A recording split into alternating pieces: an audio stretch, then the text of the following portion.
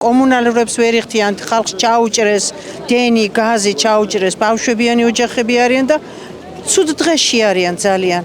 ბევრი სოფელში ხომ არ ცხოვრობს, ქალაქში პეჭი არ დაიდგმება და ძალიან ცუდ დღეში არიან. ბანკები აქვთ გამოტანილი და ყველა დღეზე 20 ლარი არის დამატებული ბანკების და უხდიან, კი არ უხდიან და პროცენტს ამატებენ პირიქით რომ დაეხმარონ, არაფერში არ ეხმარებიან.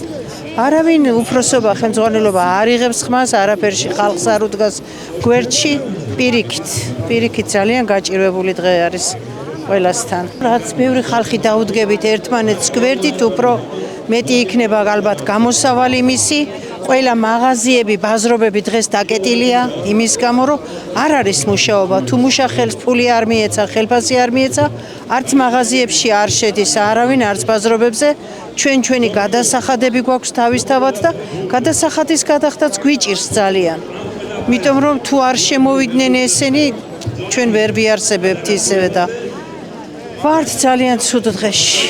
სამჭიათურაში ძირითადად მაღაროზე არის დამოკიდებული მთელი ქალაქი, სოფლები ყველა ძალიან და თუ მაღაროც გაჩერდა, ჩავთვლით რომ ჩერდება ყველაფერი, მაღაზიების და ყველაფერი. რჩება მარტო ბანკის ვალები და ვალს ემატება და ძალიან ცუდ დღეში არიან ყველა ხალხი. თვითონ როგორც აწყობს კოოპერატივებს ამუშავებენ.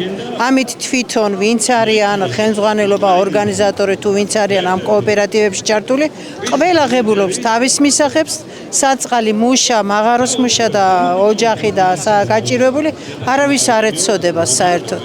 ასე იყო 23 წელშიდაც გაფიცულები იყვნენ, მაშინაც ყველა ერთად გვერდით უდექით ერთმანეთს, ვითამ რაღაცა ამოძრავეს, რაღაცა ამუშავეს, მაგრამ დღეს ისევ გაჩერებულები არიან.